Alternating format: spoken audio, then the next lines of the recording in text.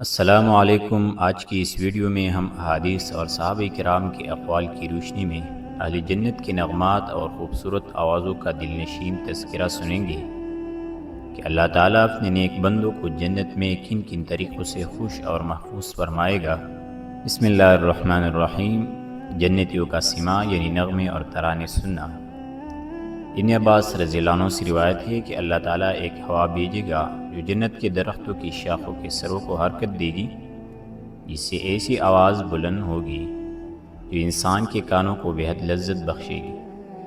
جیسے موضوع اور باقاعدہ سروں والی آواز ہے کہ آپ نے حوروں کے ترانے اور نغمے نہیں سنے جو اپنی خوبصورت اور دلکش آوازوں میں گاتی ہے۔ سننے والا کبھی یہ گمان بھی نہیں کر سکتا کہ حوروں کی دلکش آواز سے بڑھ کر بھی کوئی حسین آواز ہو سکتی ہے۔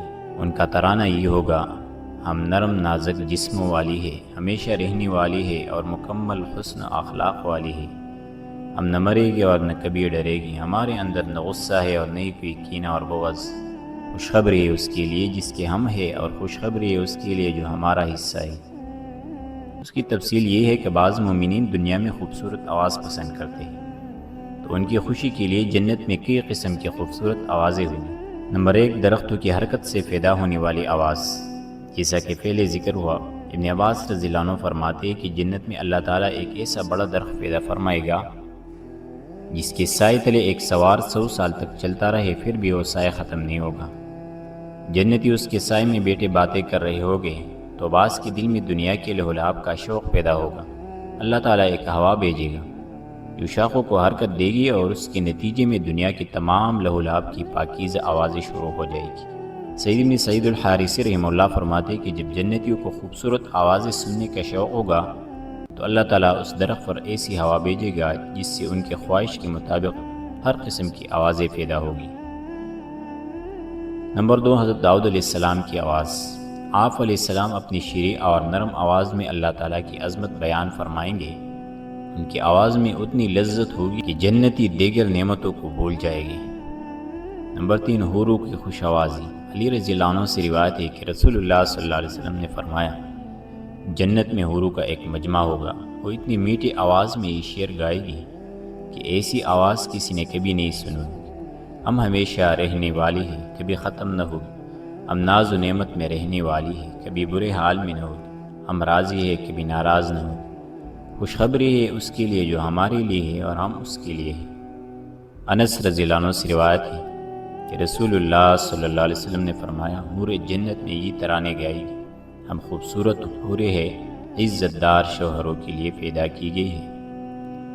یحییٰ بن ابی کثیر رحمہ اللہ فرماتے ہیں کہ حوریں جب جنت کے دروازے پر اپنے شوہروں سے ملے گی تو کہے گی، ہم نے تمہارا بہت طویل انتظار کیا، اور کہے گی، تو میرا محبوب ہے اور میں تیری محبوبہ ہوں، تیرے سامنے نہ کوئی کمی ہوگی نہ زیادت، اور میٹھی آواز میں یہ شعر گائے گی۔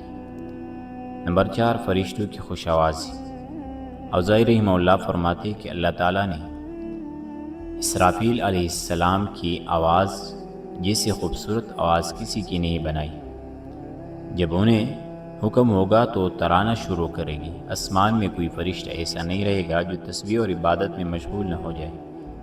انس بن مالک رضی اللہ عنہ سے روایت ہے کہ قیامت کے دن آواز دی جائے گی، وہ لوگ کہا ہے جنہوں نے اپنے کانوں اور دلوں کو شیطان کی آواز اور بے فائدہ مجلسوں سے محفوظ رکھا تھا، انہیں کستوری کے باغات میں ٹھہرایا جائے گا۔ پھر فرشتوں کو حکم ہوگا کہ انہیں میری عظمت اور صفت سناؤ۔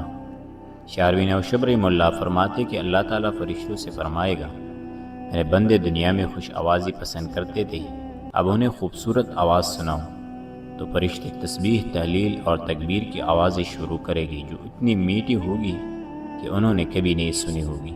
نمبر 5، اللہ تعالیٰ کا سلام و کلام۔ ان تمام آوازوں سے اعلیٰ اور برتر ایک آواز جنتیوں کو سنائی جائے گی جس کے سامنے باقی تمام آوازوں کی کوئی حیثیت نہیں ہوگی۔ یہ وقت ہوگا جب جنتی اللہ تعالیٰ کے سلام، کلام اور خطاب سے مشرف ہوگی۔ جب وہ اللہ تعالیٰ کا کلام سنیں گے تو یوں معلوم ہوگا جسے انہوں نے اس سے پہلے کچھ سنا ہی نہ تھا۔ اللہ کے کلام سے زیادہ لذیذ اور محبوب کوئی چیز نہیں ہوگی۔